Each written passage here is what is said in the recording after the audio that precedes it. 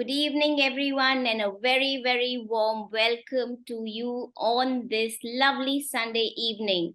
And thank you so much for joining in for this webinar on the importance of gut health. Would love a hi video. I would love for all of you to switch on your cameras. Thank you for being here. And we already have Vinita here with us. And happy hi, Sakshi. Hi, Vidyut. Lovely to have you here. Thank you so much for joining in. And super excited to have all of you here. We will begin in another 2-3 minutes. We're just waiting for some more people, hopefully, to join in. And hi, Elsa. Lovely to have you here.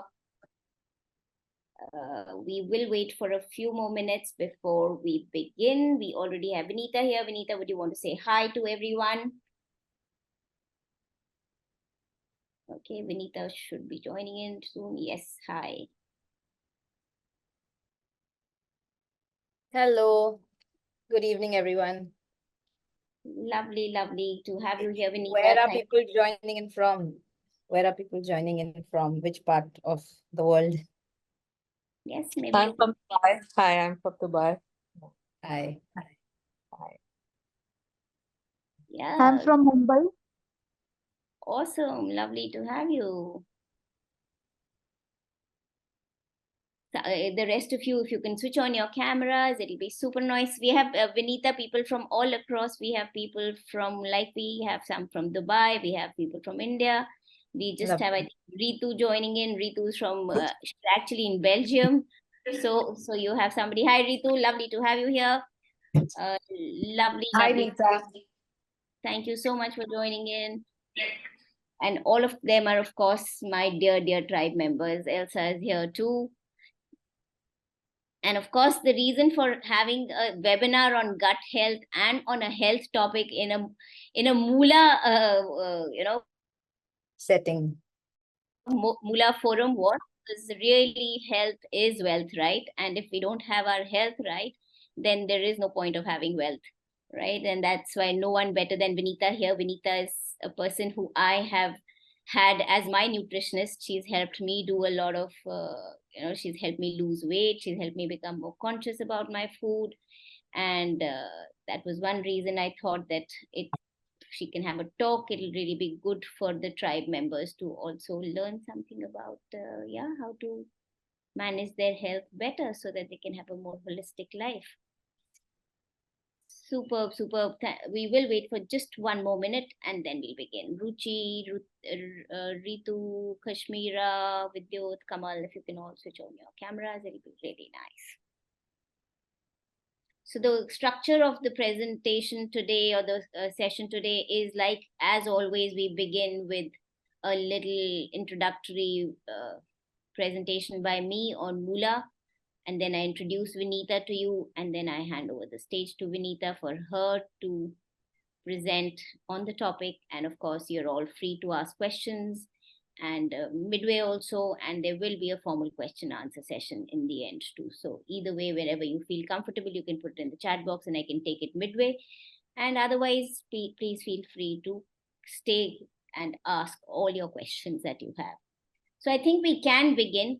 I will, in the interest of time and for everybody who's joined in on time, I'm going to begin. I'm going to start with my presentation. So yes, Moolah for Women, a financial freedom platform for women by women. There is no more reason to fear. We are a financial literacy and a wealth enhancing platform. Special focus is on women. Our unique approach is to make finance simple, fun, and jargon free so that you can kickstart your wealth journey and feel competent and confident to navigate your own financial life. Who's Moolah for? Moolah is for everybody. Literally, it's for the kids who want to learn this important life skill early in life. It's for young adults who want to begin to manage their money and to achieve their dream life. It's for working professionals who want to become self-made millionaires. It's for homemakers who want to feel financially independent. It's for retired women who want to take care of their money, and for entrepreneurs who want to also learn business finance. Moolah has impacted many, many women from across the world, 4,000 and more and counting every day. How have we created impact? We have impacted over 4,000 women from across the world, shifting their mindset to make them feel more in charge, worthy, and deserving, empowering them to become equal stakeholders in financial decision making, supporting them by making them part of a community of like-minded women, and transforming them to become competent, confident, and in charge of their own finances and life. We've also made impact on several kids by doing workshops for kids and young adults from the age of 8 to the age of 25 years by increasing their understanding about money, starting them early, providing them an environment where they can safely ask questions, and empowering them to become confident about managing money at a young age. We've also impacted a lot of corporates where we curate webinars and workshops for organizations or women-centric forums or corporates. These are some of the corporates we've had webinars and workshops for, and the topics are curated for the target audience as they want. So yes, what do we offer? We believe that you can be the artist of your own life. You can paint your own picture. So Moolah's Wealthy Me program, we've redesigned the program. Currently, it's a 3-month program designed specially for working women. We are now targeting working women to increase their financial intelligence and to help them become self-made millionaires.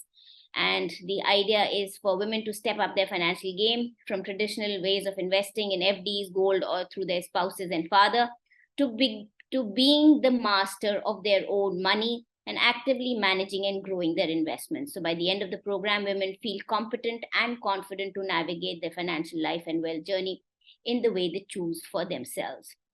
We also have one-on-one sessions which you can have with a financial expert or the wealth advisor, where you can either know and grow your own wealth portfolio or discuss your personal finances with them. We also hold, like I said, workshops for target groups, and you can organize workshops for your kids, your organization, or community. Reach out to us and we can help you curate a program for you. Who are we? Meeta Gupta. I am a wealth coach and founder of Moolah for Women. I have an MBA in finance and have over 30 years of experience in banks and corporates. I am passionate about financially empowering women. And my co-founder is Ritu, who is a dear friend of mine. She also has an MBA with 30 years of experience. She's currently an organic farmer and an angel investor, and is also passionate about financially empowering women. We also invite guest speakers every month, like we've invited Vinita this month. And the whole idea is for you to learn and interact with the experts on various topics, which could be finance related, mindset building, business entrepreneurship, book reviews, economic awareness, or women empowerment. We collaborate with trusted partners in the industry so that you can start taking action on your knowledge once you've acquired the understanding of your finances and we've partnered with some of these very trusted partners, and they are obviously the best in class in what they do. This is some of the testimonials from our tribe where they feel they become more confident, more independent, more sorted, more knowledgeable, more equipped, have got better structures around and sensibility about money, and many more. Yes, so you can always reach out to us if you want to join the program or book a session for yourself or your audience, or do a one-on-one or collaborate with us. You can email us at contact@Moolah for Women, or you can directly WhatsApp message me. That's my number. We are now located both in India as well as Dubai.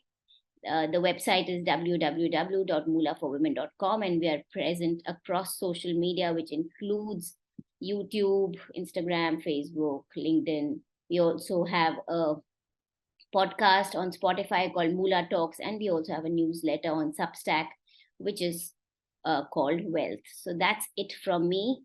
And with that, I am super excited to welcome Vinita here today with us. And let me very quickly introduce Vinita to you. Vinita Contractor is a holistic nutrition and lifestyle coach based in Bombay. She's a certified nutritionist and has also done courses in wellness, culinary, nature, cure, and Ayurvedic diet. She has been featured several times in publications such as the Mumbai Mirror, Midday, Asian Age, the Hindu, Hindustan Times, the Mint, and others. Vinita offers personalized one-on-one nutrition and lifestyle coaching programs, as well as group coaching programs. They are focused on sustainable weight loss, fat loss, improvement of gut health, lifestyle and hormonal diseases, as well as autoimmune conditions. She's conducted over 250 in person and online wellness sessions, group health coaching sessions, workshops, and cooking demos in several cities in India, as well as in Nepal, Indonesia, Singapore, and the UK, working with over 3,200 participants and clients in a span of 7+ years. She also has a YouTube channel of her own where she puts up recipe videos, useful tips, hacks, and inspiration for those looking to transition to a healthy plant-based lifestyle. At a personal level, Vinita has 2 sons who she dotes on, and she loves to trek and stay fit. So that's about Vinita. Really, really a warm welcome to you, Vinita, and over the stage is all yours, and really excited to have all of you lovely audience here today with us, and I hope for you to take back something interesting after the end of this session. So over to you, Vinita. Thank you so much, Meeta, for the lovely introduction. And I was really impressed looking at your presentation before we started, because we never really spoke about what you do in that much depth. So I'm happy to get to know of that. So yeah, a warm welcome to everybody here. I'm very excited to be here because I'm talking about one of my pet subjects. I can talk about it in my sleep, and it's central to our health. What I would love for everybody to do is to be interactive during this session. And as far as possible, keep your cameras on. No judgment. You could be in your pajamas without a shower. It doesn't matter. Just seeing another person at the other end feels so much nicer than just the names. So I invite you to put your cameras on. And before I begin, most of us have some idea, because this has been doing the rounds, gut health, for a while. What would be the one thing that you associate with gut health? If you could just put in the chat box before I formally start. It could just be a couple of words.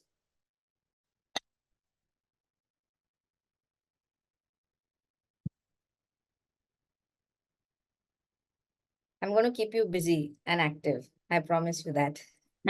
That's super awesome. Yes, bring it on. So, yes, ladies and gentlemen, what good digestion, active lifestyle, good bacteria. Awesome. Any other thoughts? Better nutrition absorption. Great, yeah. Yep. High levels. Great. So I'm happy you're tuned in and you've not come in for the wrong webinar by mistake. You're here for gut health. So no acid reflux. Okay. So I'm going to start sharing my presentation, and we'll interact right through it. So I'm happy to be here with Moolah and with Meeta today. And we're talking about the importance of gut health. I'll try and end it at 7:30, might be a few minutes later because we started 5 minutes late because we're waiting for people. So bear with me, and I'll make sure it's worth your time. So yeah, she already introduced me, and that I'm really passionate about transforming people's health, or rather being there with them as they transform their health with a sustainable diet and a nature synced lifestyle, because I really feel we've disconnected from nature and we don't realize how much that impacts our health as well.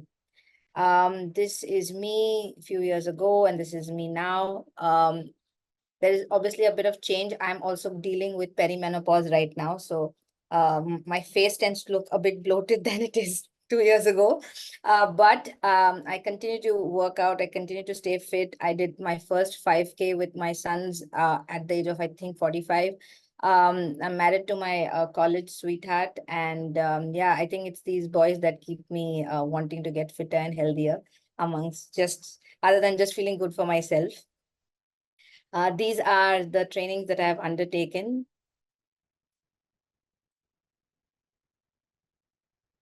And these are some of the media features I've had.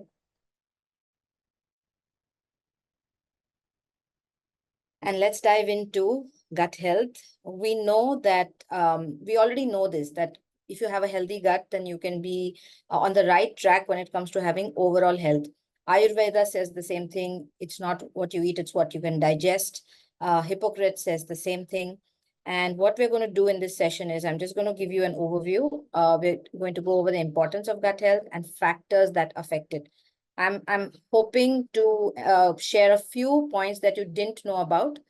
Foods and eating habits for a healthy gut, gut-friendly recipes I'm going to talk about, mindful eating and de-stressing and mental well-being techniques. And you'll understand why we are speaking about this in a gut health session. So 56, this is Indian, research from India. This is not from some Western source. 56% of Indian families have reported digestive health issues, and this is across our metros. I know what are the top three. I want to know from you, which are the top three that you or somebody in your family is dealing with. Which are the top three digestive health issues you're dealing with?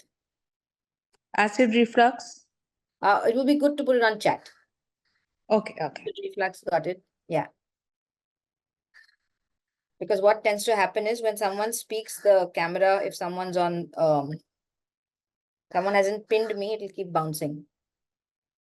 So we're going to have like that fastest finger first approach, okay? The faster you type, the more fun we can have and we can cover more. IBS, acidity, feeling bloated, acid reflux, gas, acidity, bloating, feeling heavy after a meal. Anyone with constipation, I know people may not want to write that, but honestly, it's the most natural thing. All of us are constipated at some point of time or the other. The issue is people who are dealing with it on a chronic basis. That's the worrisome one, lactose intolerant, period-related constipation. Okay. So just to reconfirm what most of you have said, the top three are constipation, acidity, and indigestion. Acid, like this is what, or flatulence. Many people face that as an issue. Just a moment. I'm gonna be late. Yeah. So how do you know that your gut health is not optimal? Just look at these 8 signs that are there on the screen right now. Obviously, the number one sign we already discussed, gas, bloating, and constipation. Depression, stress, and anxiety. Skin problems, if you have eczema, untimely acne, like if you're not a teenager and you're still getting acne, vitamin and mineral deficiency, joint pain, weight gain, sugar and carb cravings, very severe ones, and fatigue. Now, you might think that the first sign is what you were 100% sure was connected to the gut health, but you may not think that depression, stress, anxiety, fatigue, joint pain could also be related to gut health. So those are more subtle and they have more than one cause. But sign 1, sign 3, sign 4, sign 7, sign 6 are all directly related to gut health. So what I'd like you to do is quickly just make a mental note of how many you have. You don't have to tell me, it's for you to gauge.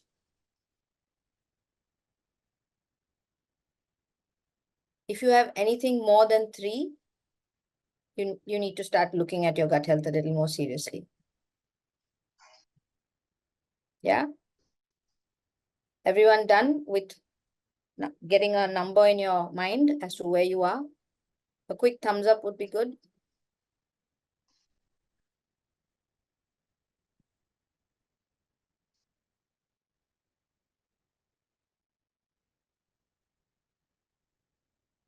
Sorry. Yeah, great. So Hippocrates also said that all disease begins in the gut. And I also mentioned that before, like Ayurveda does also say a lot about the gut. We probably didn't know this, that's the number. 100 trillion microorganisms live in our intestines, and they are in constant communication with our brain. And in a healthy gut, the bad bacteria doesn't flourish very easily. And up to 70% of our immune system is found in our digestive tract. And even the happy hormone, serotonin, is created in the digestive tract. So that's how the gut bacteria is very, very connected. And if you actually look at it, we are as many microorganisms as we are human cells. So just think about whether you are hosting them or are they hosting you, just for perspective. Yeah. It also relates to age factor, right? Young adults may not have symptoms. Yes. But young adults may have issues like constipation and acne. They might also have not optimal growth. not optimal recovery. Those are the things they could have, not the same as the ones we spoke about.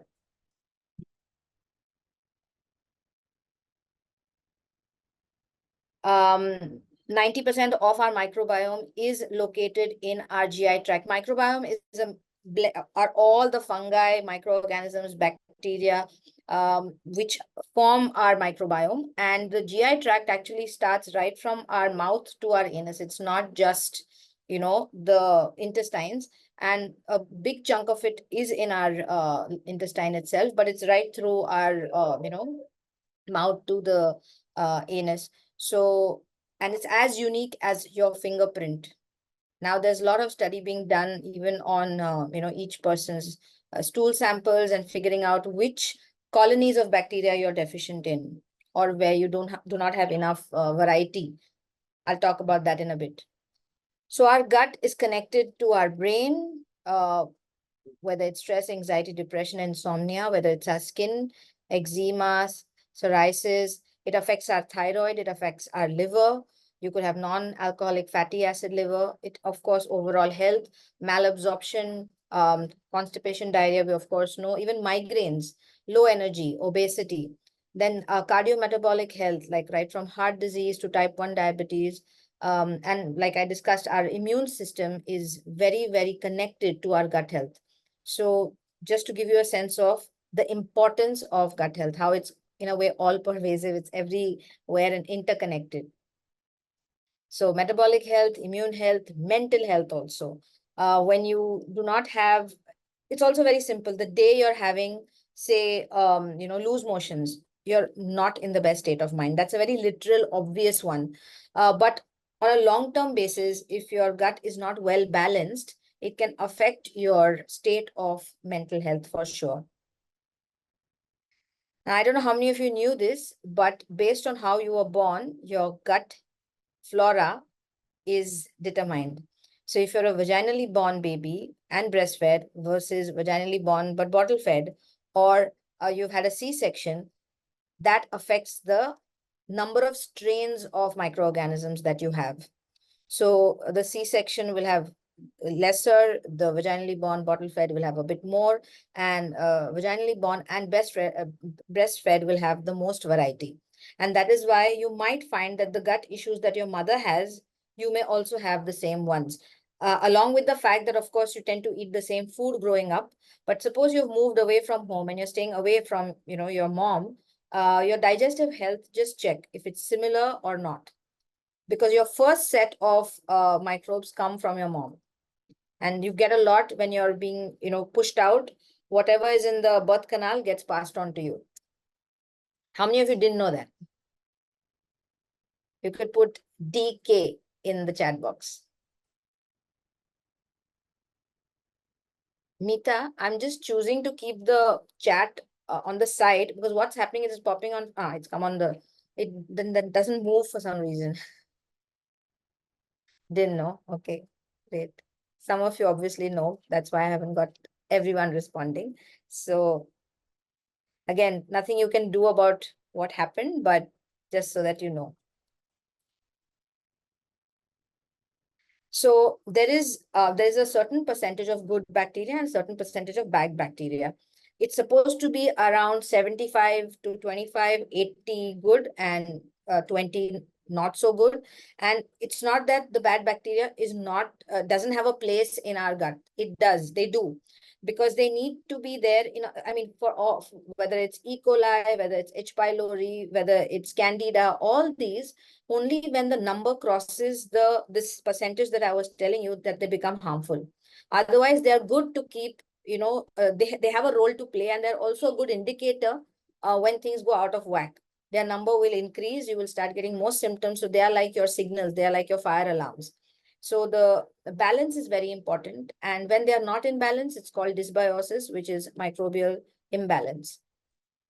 The other thing is based on what you eat. So if you're eating a diet which has nuts, grains, sprouts, fruit, vegetables, legumes, seeds, whole grains, or say for example, atta made out of whole grains, but not refined. So for example, you're having jawar, versus you're having, rava out of jawar versus atta of jawar. So depending on how much you remove the fiber, that becomes less and less gut friendly. So if you eat a fiber rich diet, your microbial diversity means the number of families or colonies or strains of bacteria are more. And if your diet is not varied, very limited and based on junk food or processed food, then you have less microbial diversity. And just to again give you a perspective, depending on obviously your overall weight, 1 to 3 kgs of your microbiome exists. So just the microorganisms weigh that much in our gut. Yeah, so for something that is so tiny, that's a lot of kilos. So before I get into what is good for us, I want to talk about what doesn't help our microbiome. Some of it you might know and some of it might come as a surprise. The number one thing which many people don't know of is hand sanitizers. During COVID, we got habituated to using hand sanitizers. And now even when there is a choice to go and wash our hands with simple water and soap, we choose a hand sanitizer. And if you're eating with your hands, then you know where that's landing up. And that affects our gut health. Like the pesticides in our food, like the triclosan in our toothpaste, the EMFs, antibiotic use, you'll be surprised to know that when you use one round of antibiotics, that could be a 3-day course or a 5-day course, that affects your gut for a minimum of 3 months to 2 years. That's how much it affects. So of course, where it's absolutely 3 years, one course of antibiotic. Yes, yes. So when I mean it affects means it's like chemotherapy, right? It takes care of the good and the bad. I mean, it destroys a lot. So to get back that flora, you have to be very conscious about it. You need to have probiotic rich food. You need to come back to eating your fiber rich food. And sometimes because the antibiotic is taken, your digestive system is not functioning optimally. So you can't even eat a lot of fiber rich foods. So it becomes like a vicious circle. A lot of our home care products, which are chemical based, those, I mean, right from what we wash our utensils with, whether it's in a washing machine or hand wash, those chemicals, some of it remnants obviously do pass on to our system because we eat from those vessels. Many people, how many people here pop antacid very regularly? I want to know if you can just put me in the chat box. Option for hand sanitizers is wash your hands with soap. Yeah, so what the antibiotic does in a big way, the antacid does in a small way temporarily. So what tends to happen is our stomach is meant to be acidic. Now, when you put something which is supposed to reduce the acidity, what it's doing is it's not allowing enough of the stomach acids to release. And that ends up affecting your next few meals also. It's not just the moment or the time that you're actually feeling acidic. It's setting you back for the next couple of meals also. Because the nature of the stomach is to be acidic. So a simple hack, remind me, I will tell you what you can do when you have an acidity attack so that you still take care of your acidity, and you take care of it in a not harmful way, but at the same time, the inquiry should be what's making you acidic in the first place.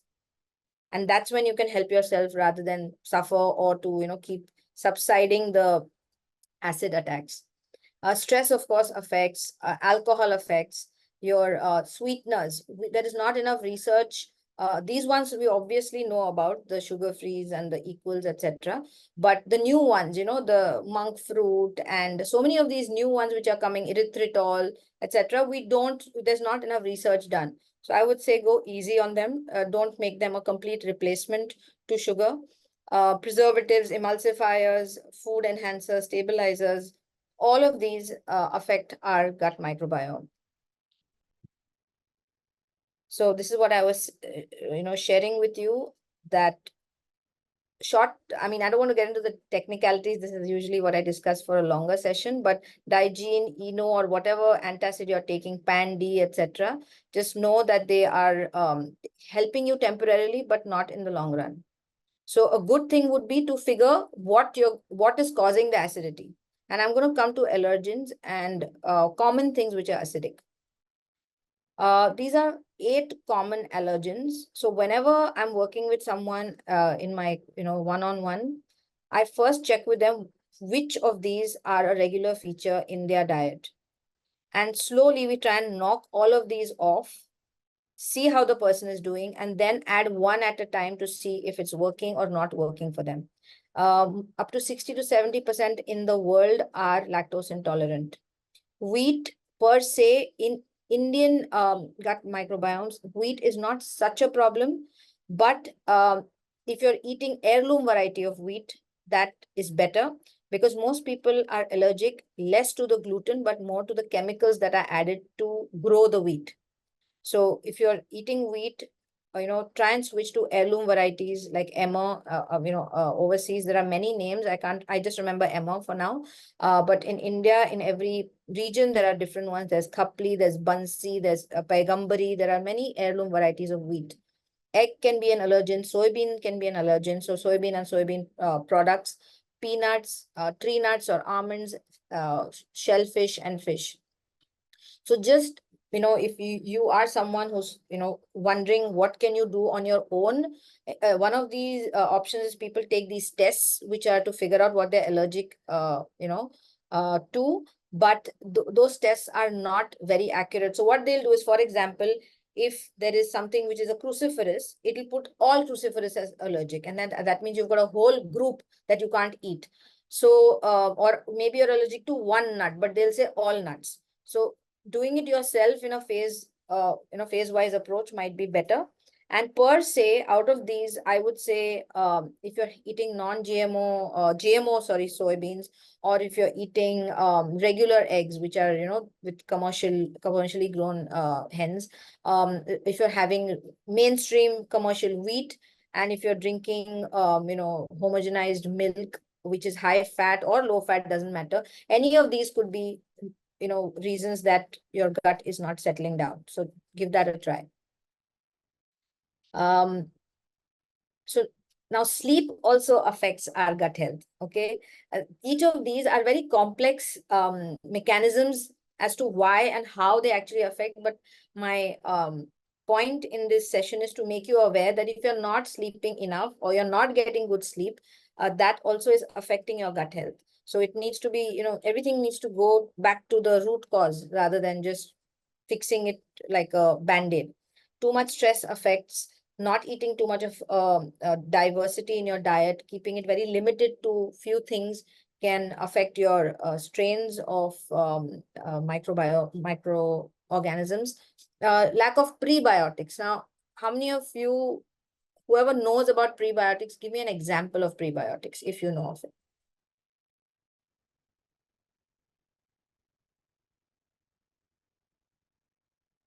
I would really like to have the cameras on and quick chats so I know. I know that this is prebiotic, not probiotic. So for people, I recently came to know the difference between probiotic and prebiotic. Okay. Prebiotic is our food which feed the bacteria, right? Yes. Or the microbiome. And probiotic are food that create more bacteria or the microbiome. So what you are, I think most of you are talking about probiotics, Yes, and yes. prebiotics are different. And So I've read your responses. You'll understand where all of these fall into. But Yakult is, I mean, it's just amazing what advertising can make us believe. Yakult is full of sugar. And there hasn't been one gut health session I've taken where Yakult doesn't come up. And I say absolute no for it.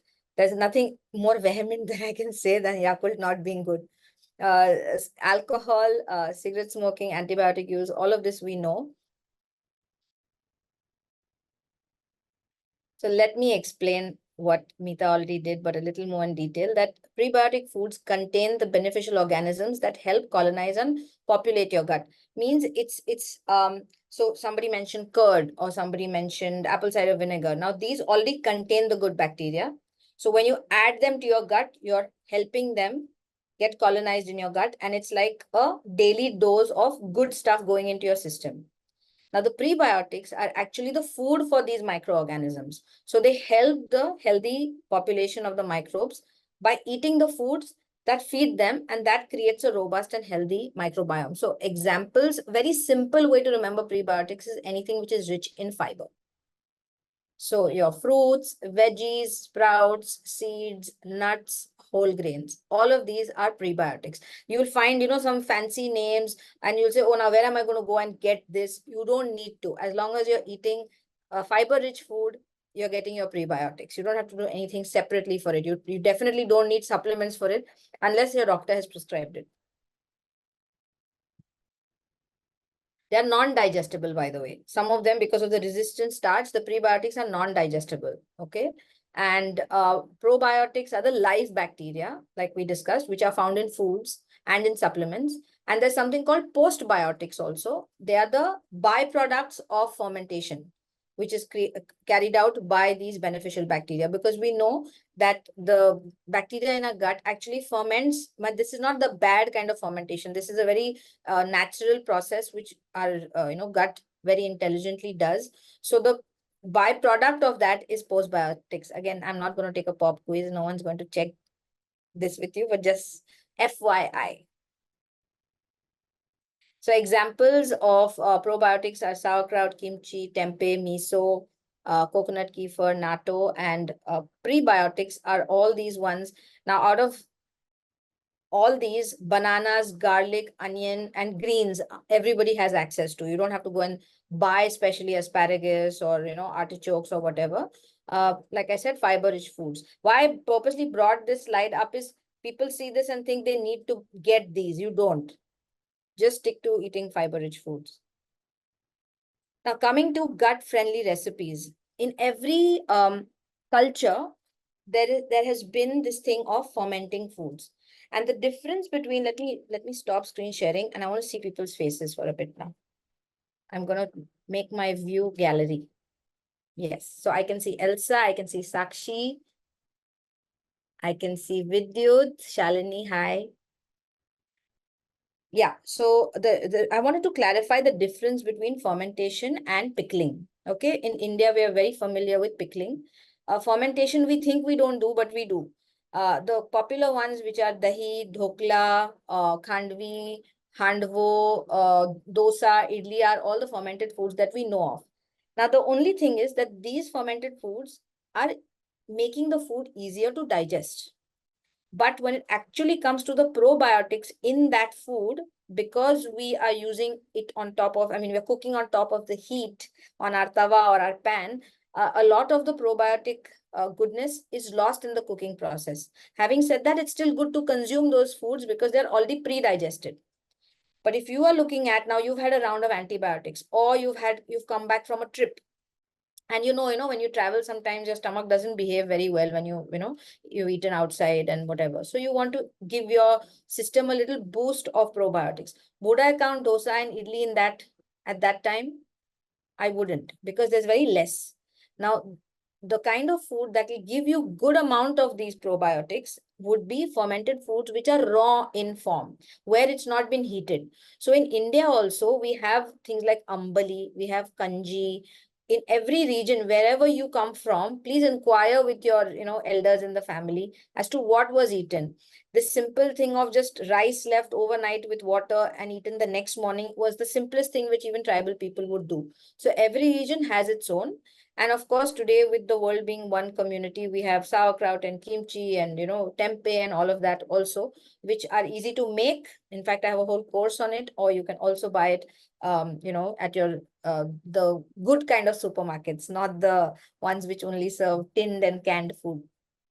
So the difference in pickling and fermentation is that when pickles are made, the salt level is much higher, which means it keeps that medium.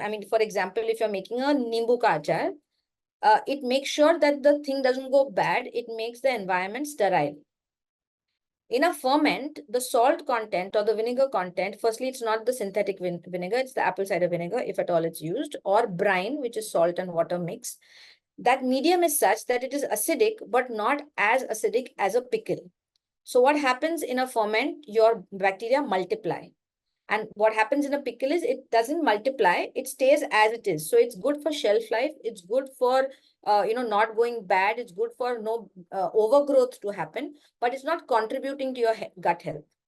And our Indian pickles tend to come with a lot more masala and a lot more oil. So by all means, have those, but in a smaller quantity. Just know that they're not helping you in any way. And if you're buying commercial pickles, which are, these brands which you get off the shelf, then they're actually, with citric acid and other things to make them last. If you must have Indian pickles, make homemade pickles. Otherwise, these raw fermented foods, which are not heated. So are you clear with the difference between fermented foods and pickles? Yes. Now the two people who are looking at me are nodding. So I know. The rest, I don't know. I don't even know whether they've gone off somewhere. I'm sure you're here, but just shying away. Okay, I'll continue. All right. So that's what I wanted to say. Benefits of fermented foods are the enzyme content is a lot more in those foods, which help with nutrient absorption.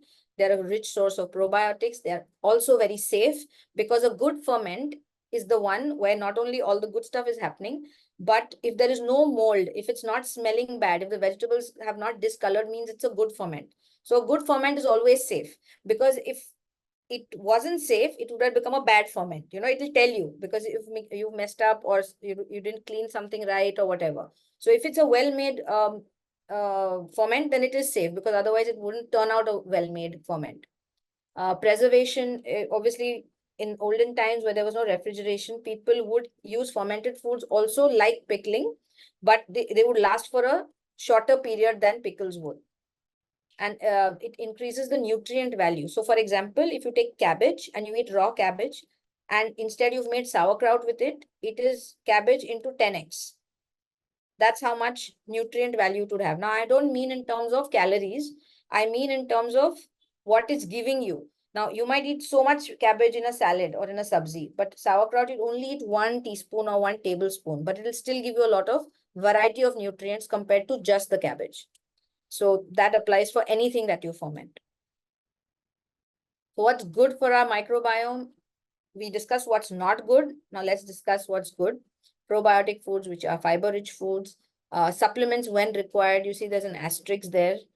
Only take them if they are prescribed, and please take a broad range supplement, because some have very limited strains. So you might think you're doing something good for your gut, but if the range of bacteria in that is not enough, then it's just a waste of money. Laughter, being happy, managing stress is good for a microbiome. Organic food is good. Naturally grown food is good. Seasonal food is good because it has less pesticides in them. Spring water, wherever you have access to it, please enjoy it in the rare places on earth where you find safe spring water. Probiotic foods, earthing, which is putting your feet directly on the ground and absorbing not exactly absorbing, but being in touch with the earth. And anything else that you think is good for the microbiome, which I haven't discussed, but you know of?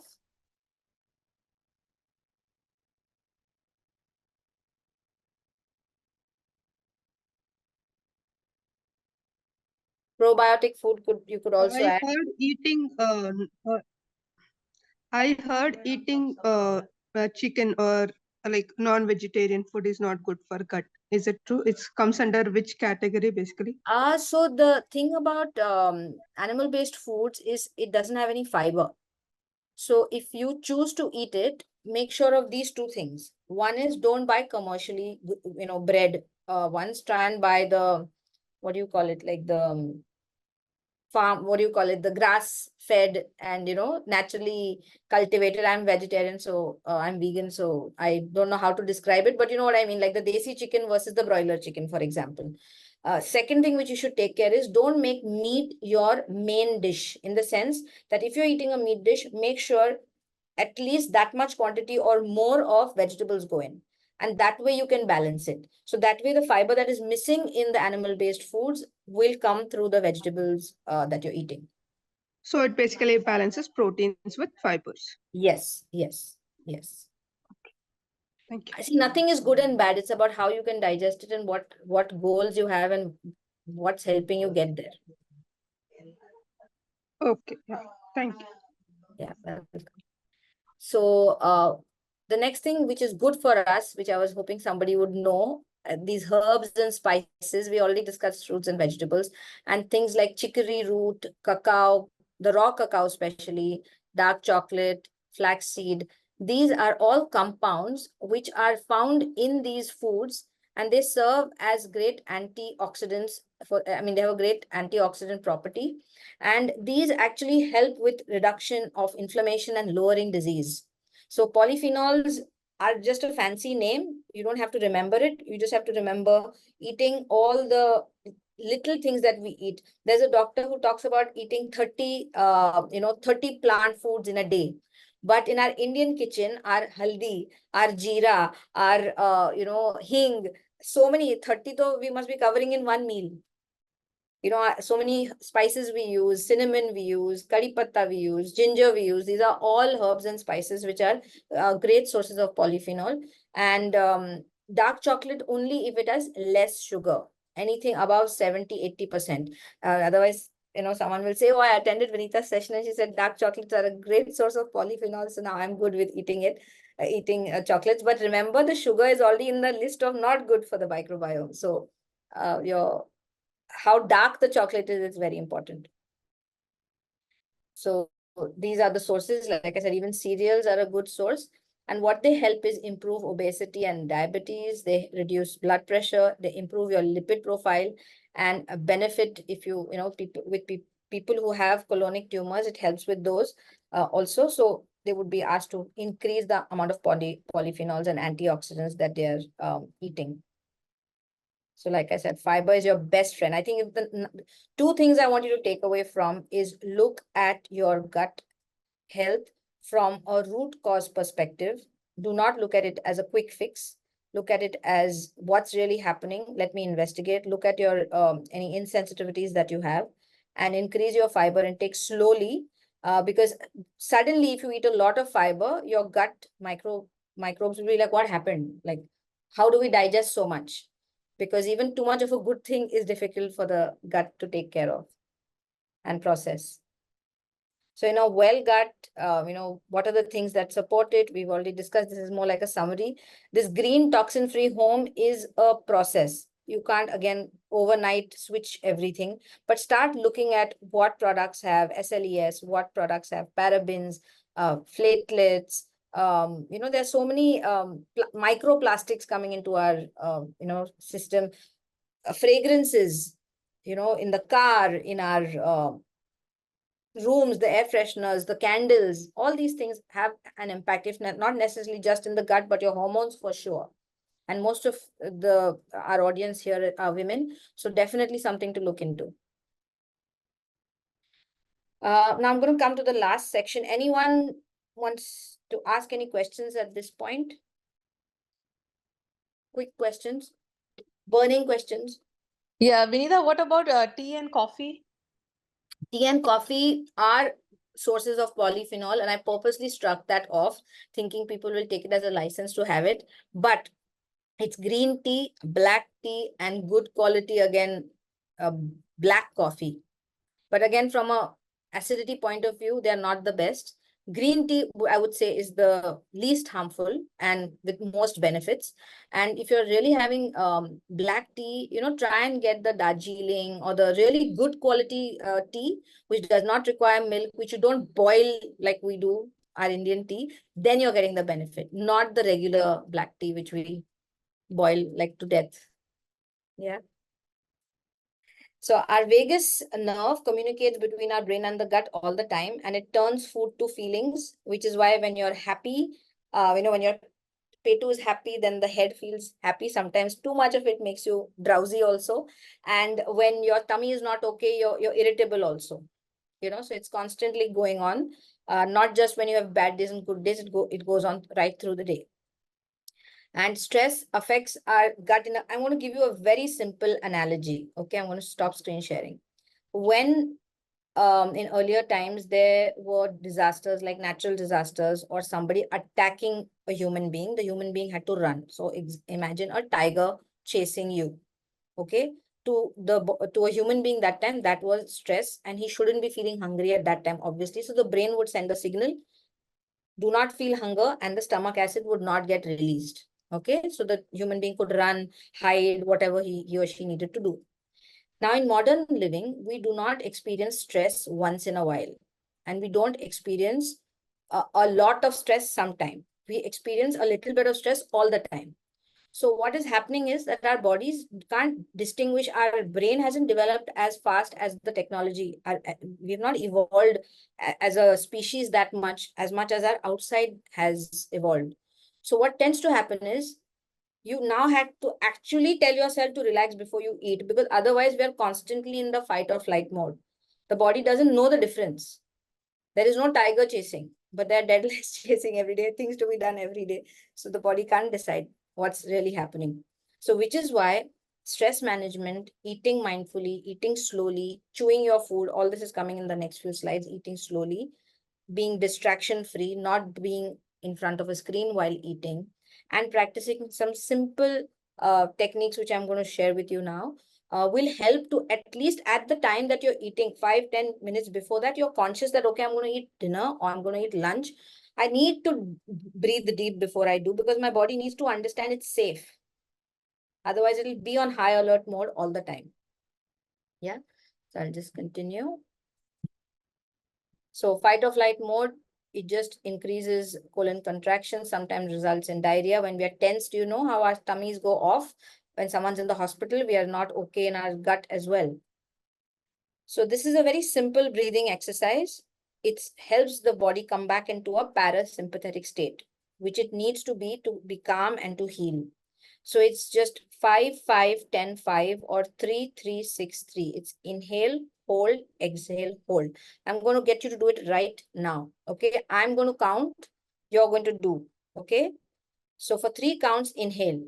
1, 2, 3. Hold for 3. 1, 2, 3. Exhale for 6. So slowly. 1, 2, 3, 4, 5, 6. And then inhale. You can either hold or inhale. If you're already out of breath, then you can inhale again. So honestly, this is just a way to consciously breathe. Even if you did 3-3-3-3 is okay. But 3-3-6-3 is what you can do it a few times. This is one option. This resets your parasympathetic nervous system. The other is diaphragmatic breathing, where you keep one hand on your chest, one hand on your belly, and breathe how a baby breathes. When a baby breathes, it breathes very differently from the way we breathe. When we breathe, our stomach goes where? In. Yeah, it's supposed to go out. So it takes a little time to figure that out. You won't get it immediately, but just remember what I said, deep diaphragmatic breathing. And this is something that you can do at office when you're in the company of people. You don't need to keep your hand on your chest and your stomach. Once you've figured that breath in means belly out, initially you might have to do it like artificially till you get a hang of it. So these 2 breathing exercises are what you can do to calm your mind before eating. In our Indian culture, just praying before, eating automatically slowed you down. Even these simple things like wash your hands, banana leaf ko saaf karo, cross your legs, all these things automatically would calm you down. But today, everything is super fast, so we don't get time to switch gears. Mindful eating, I'm not going to talk too much about it. Most of us are bombarded with things, right? You can just take a quick read through. And really looking at the number one thing I would say about mindful eating is just eat in slow motion. Think you're chewing your food in slow motion. And number 2 is don't watch anything or do anything while you're eating. Just take that as a very special, sacred time, because what you're eating is becoming you. So the way you're eating really does matter. If we don't have that much time to eat right, then we really need to relook at what we're doing with our life. That we're so busy that we can't sit and have a meal peacefully. So chew, chew, chew, chew, how they used to say, no, chew 32 times. That's not a bad idea, really. Eat slowly. And because the 3 requisites of digestion are increased surface area, optimal temperature, and you need sufficient time. So when you chew, even if something is a little cold or cool, the mouth will bring the temperature, up when you chew it. and you need to give it sufficient time. You can't hurry it up. Digestion will take its time. So you increase the surface area by chewing properly. So I'm going to take Q&A. And how much time do we have? We have 5 minutes and a little more maybe. I'm going to stop screen sharing for now.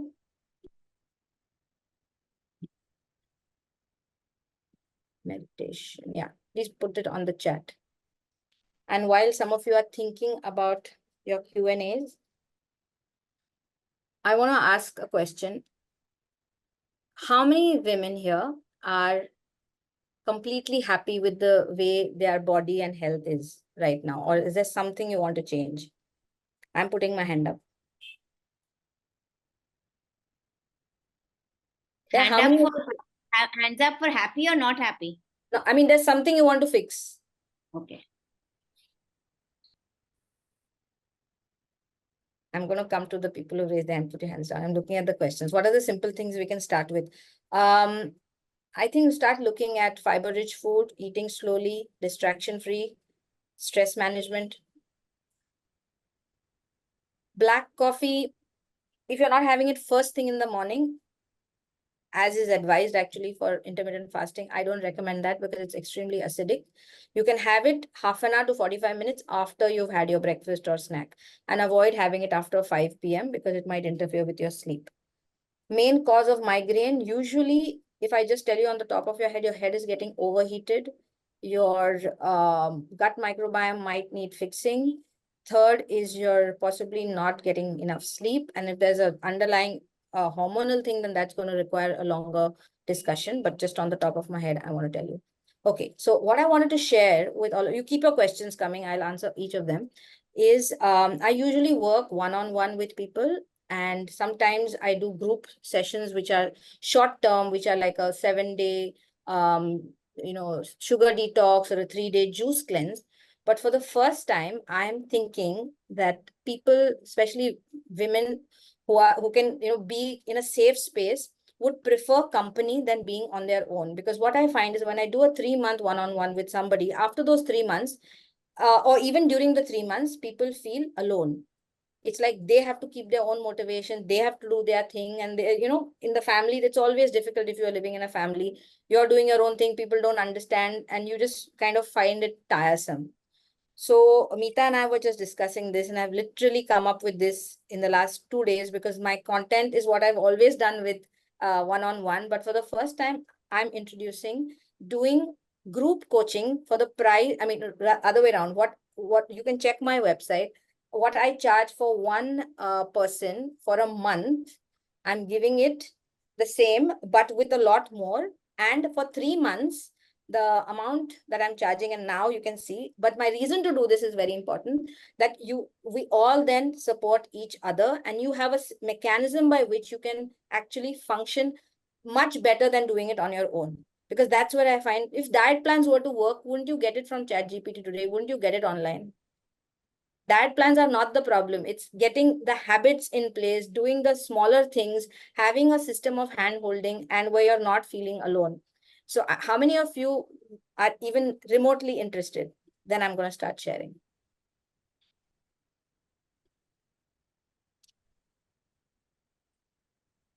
Okay. So this is what I'm proposing. Yeah. I have an elaborate 6-hour course, okay, which has everything you need. You can literally start your own practice if you want to, but you shouldn't. It's 6 hours worth of stuff, which is you get 1 month access to that. We actually do blood tests. You evaluate, you measure in every form, like physical measurement, weighing scale also. Then you set your goal in the first, if you're doing the 4-week one. We work on the nutrition, we work on the exercise, mindful eating, a little bit of gut health, a little bit of sleep hygiene, and I do 1 live cooking session, okay?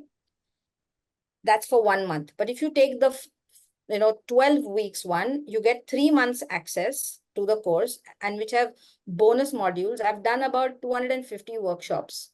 100 of them were cooking. All the recipes are in those bonuses. Okay. There are detailed ones for morning routine, for habit change, you name it, is there in this course. We'll decide how to plan your meals. how to make a menu for yourself or your family, because that's where people get stuck. Upgraded levels, or versions of exercise, and my best-selling programs, which are the juice cleanse and the sugar detox, are also there. How to do your morning routine to make it work for you, how to form good habits, and 3 cooking sessions. This is what I'm going to offer if you take the 3-month one. The 12 weeks one. There's a difference because 3 months are a little more than 12 weeks. Oops, sorry. So what are the outcomes and how are we going to do this? It's going to be 1 week, one session every week, Zoom live with me. Every week, I'll be giving you new guidelines, so you're not overwhelmed. There'll be something on week 1, then something on week 2, week 3, and we keep building up slowly. You'll have access to new videos. I'll be telling you this week, watch this, so you have the background, so I don't waste time teaching you. We work with actual things, actual points. We'll have a WhatsApp group to support you throughout, and we'll have buddy systems, so nobody's alone, and we'll track everything. Very simple tracking mechanisms, no calorie counting, no fancy apps, okay? Just simple Google Doc, where we just track everything. And that's how I plan to do it. And this is the QR code. And while this is on, I can take questions. So Meeta, now you'll have to read questions because this is on my screen. Awesome. Thank you so much for that, Vinita. And of course, for all the ladies, if you want to do this program, happy for you to join in now, or if you want, you can obviously reach out to me and I can help you connect to Vinita. That's not a problem at all. Any questions? Let me put it down here. Yeah, Manju, your hand is up. Yeah. Do you have any questions? Manju is my mom. Mom, do you have any questions? I think she might have just by chance raised her hand. I'm going to put it down for her. No problem. Yes. So what are the simple things we can start with? Vidyut says, what are the simple things we can start I already shared, but I'll still repeat. I shared before I brought this up. Right. Let me move to the previous slide if people have questions. I think the question is drinking raw vegetable juice of spinach, ginger, beetroot, celery, amla good to have? It's a good idea to have the juice for sure. Few things you should keep in mind. The first thing that you need to keep in mind is, are your raw foods cleaned well, thoroughly? Because in the process of trying to get healthy, if your veggies are not cleaned properly, you're going to actually have pathogenic bacteria getting into your system. So what you're going to do is wash them with fresh water, scrub the skin off of the veggies. If you're eating organic, then you don't need to peel the skin. And then soak it in baking soda and vinegar. And then you can make your juice after you've rinsed it with water, the produce. The second thing to keep in mind is what time of the day you're having the juice. Avoid having it after cooked food. Have the juice on an empty stomach in the morning or and half an hour before lunch. I hope that answers your question. It's a good juice to have if you take care of these two things. Right. So that was the question which we have. Any other questions from anybody else? About gut health, about this group coaching that I'm... Anything. Yeah. Ritu, yeah, you can unmute yourself and ask your question, please. Yeah, now you can unmute actually. Yeah. So, hi, Vinita. This is Hi, Ritu Ritu. here. Yeah. Thanks, Vinita, for answering the question of the juice. Yes. So, I live in Belgium. So, yes, we have better, cleaner vegetables. Yes. But of course, you're right. We would have to clean them better. But we can soak them. We have to soak them for how long then in 5 vinegar? minutes. 5 minutes. Just 5 minutes in vinegar or baking soda water, right? Together would be better. Oh, both the things. Yes. Okay. And is there like a quantity of how much baking soda? It's basically made only for 1 or 2 persons, the juice, just one large mug of juice. Yeah. So my recommendation is do it for anything that you're eating raw. And ideally for everything that you eat, if you can. Like you could just put it in your sink, put water, just wash everything like that. So how Bombay people were doing it in COVID, basically. Yes, but COVID was not necessary. It was more sterilizing. This is different. Okay. Like you would do it with possibly even spraying things which were not necessarily natural in that sense. Okay. And it should be with the skin, or after removing and chopping it, then we keep it for 5 months? Always whole, because your water rich, your water soluble minerals will go in the water.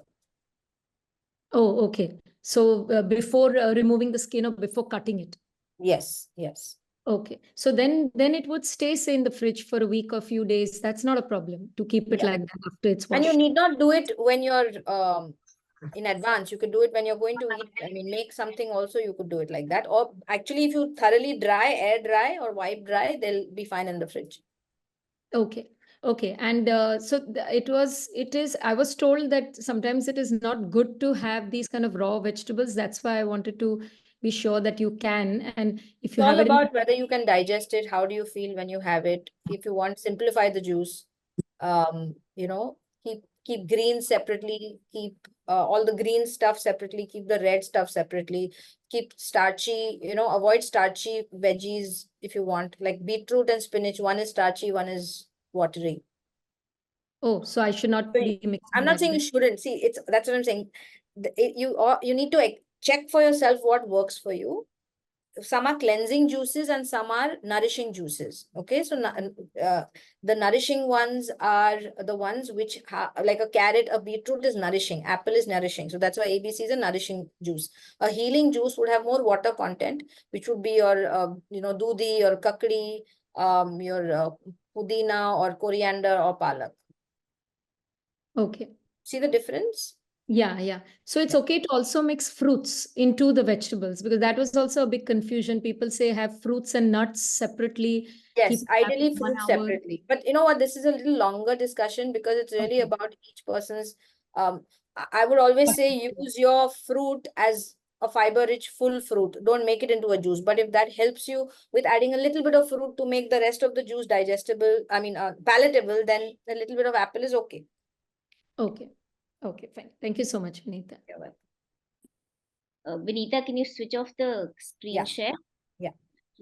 So for all the ladies who are even thinking of joining Vinita's program or want to know more, I can tell you from my personal experience, I did a 3-month program with Vinita. And both me and my husband's actually lost more than 14 kgs now. He was at one point overweight and he's like lost 14 kgs because of what Vinita. And we've actually changed our lifestyle of the way we eat food and the way we consume food rather than what we used to do earlier. So yes, it has made a difference. I mean, like Ritu, you asked the question about which juices are good. We've actually done some juice cleanses with her. We every day mindfully have a green juice the moment we get up. So we've actually changed our lifestyle after we went through the 3-month program of Vinita. Of course, now she's offering a group program, but yeah, those are some very helpful things that she's given us too. So happy for you to you talk to her separately also if you want, any of you. Yeah, Ritu, you can ask your question, please. Coming back to what you just said about you and your husband doing it, so we can add, if my husband wants to do it alone, he can also do it, right? Like you said, it's not like if I have to do it, it's only for women. Men and women, anyone can join, right? What are we talking about? The group program? Yeah, your group program. Yes. I want this to be exclusively for women. He can do a one-on-one with me. The reason I want this to be for women, separately, is because I want it to be a safe space where we feel like we can share anything and we can handhold each other. I mean, right from, period talk to bloating to whatever, it should just feel that we can, completely be free. So, Okay, that's fine. But also, Meeta, like you mentioned, you did a 3-month. Vinita, if we did, say, for example, he did it 1 month program, then moved to 3 months, if he yes. felt that he could cope with it or so, that's also possible, right? Yes, yes, it is. Make the switch? Yes. Okay, thank you. Welcome. I'm putting my office contact number and a Google form link here. Anyone who's interested but couldn't make up their mind right now and wants to connect later can put their details here or send a WhatsApp on my office number. So I think thank you. That was a lovely, lovely session, Vinita. If we have any, I don't think we have any more questions. But thank you, all of you lovely audience, for being here. What I take away from today's session of Vinita is one line which she said is, what you are eating becomes you. So literally, I mean, and that kind of, makes me literally, gives shivers down my spine, because imagine what you're eating is actually, you're becoming that person in a real physical sense, right? It's not just a something which we are saying emotionally or just for the sake of it. It's actually literally becoming us. So being mindful about our eating, being conscious about our eating would really do wonders to our health. And like we all say, our health is our wealth. So thank you, lovely, lovely audience, for being here and spending your Sunday evening with us. And thank you so much, Vinita. I hope, would everybody give very quickly say, did you enjoy today's session? Any key thoughts or takeaways for you before we go away? What are probably some of the thoughts you have, or how did you enjoy the session? Do feel free to just either put it on chat or unmute yourself and just speak before we say bye.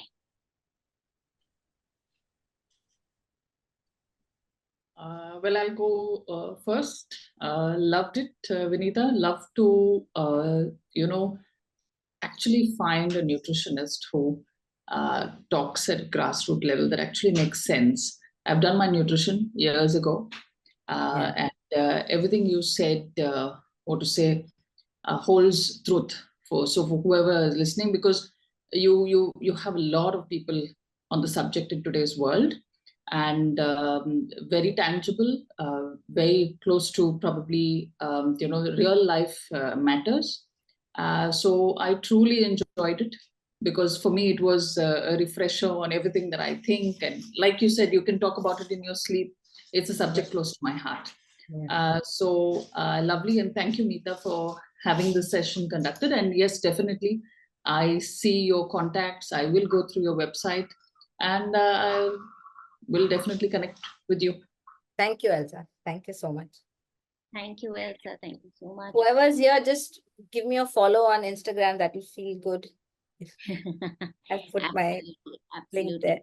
To say she missed it, never mind. We will be putting the recording on YouTube, so you can all, whoever hasn't seen it, or if you want to pass it on to your friends, do please pass on the Moolah YouTube channel link, so that they can, over a period, I mean, I think it'll be available in about 3 weeks or 2 weeks time from now. So yeah, you can begin seeing it from scratch again.